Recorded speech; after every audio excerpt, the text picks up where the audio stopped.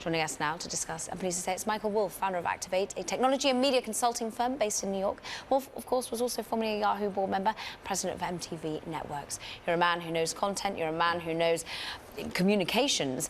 What do you think of the chances of Dish becoming a real competitor here?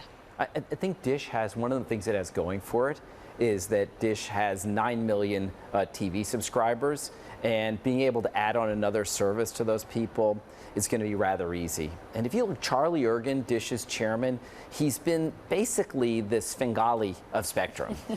He's over and over again, he's found ways of using Spectrum. So they're likely to get off to a great start. They're not going to be hampered by all of the stores that Sprint and T-Mobile and Verizon and AT&T have. And I really do think they'll be able to make a go of it. Interesting. So as and when that deal comes through, so the question mark of 5G, how quickly it can be here. Verizon's already unleashed it in a certain extent here in the United States.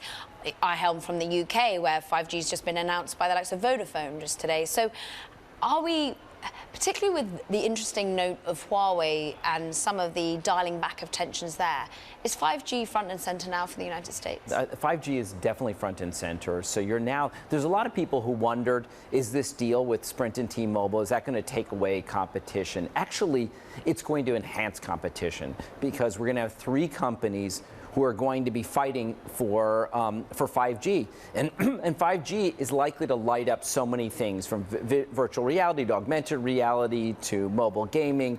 All of these things are likely to really change the outlook for the sector. Now, what happens with Huawei? Huawei is the leader in 5G technology today, and the administration is now loosening the ban on Huawei, and I think some of that just comes from the recent China negotiations. That's a good thing, but U.S. companies have to develop their own technology.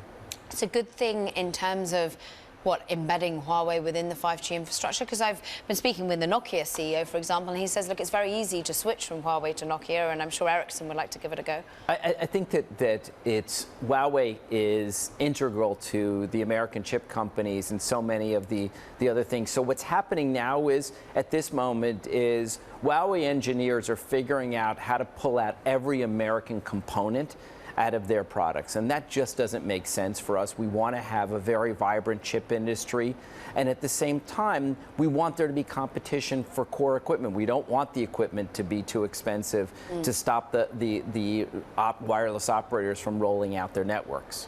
Okay, interesting. Let's shift from 5G to another area that perhaps you're seeing evolve, and suddenly a man who knows media. What do you make of the push into sports networks that much more? We've just had, of course, the interesting bidding war as Disney and with its merger, Fox had to spin off some of its regional sports networks. Now we know AT&T is trying to reduce its debt load and doing the same thing. What do you think of the future of regional sports networks here? So the regional sports networks, Fox was required to divest, actually Disney was required to divest the 21st Century Fox networks, and they sold them for $10.6 billion to Sinclair. And what was interesting about that process is you already saw some interest from tech companies. So Amazon at one point was one of the bidders. One of the networks that was pulled out of that was the Yes Network, which was sold for $3.5 billion to the Yankees, but also Amazon was one of the players in that. So we look more generally, AT&T says it wants to sell its regional sports networks, which are much more limited. They have the Rockets, the Penguins, the Mariners, so they're not nearly as big as the Fox networks, but they're not integral to Warner Media. Warner Media is largely national media. So those networks are likely to be very interesting to companies that are local, like Sinclair, to other regional broadcasters. But when you step back, you see all of the tech companies are now getting into sports more generally. So we've got Amazon, which is doing simulcasting of Thursday Night Football. We've got Twitter, which is doing MLS. We've got Facebook, which is supposedly bidding on international sports rights. We're about to see the tech companies get much more interested in sports. Regional sports networks are likely to be a piece of that. And maybe the sports teams will be able to cash in all the more. We thank you. Always great to have you on. Great to be here. Michael Wolff of Activate. Happy 4th of July.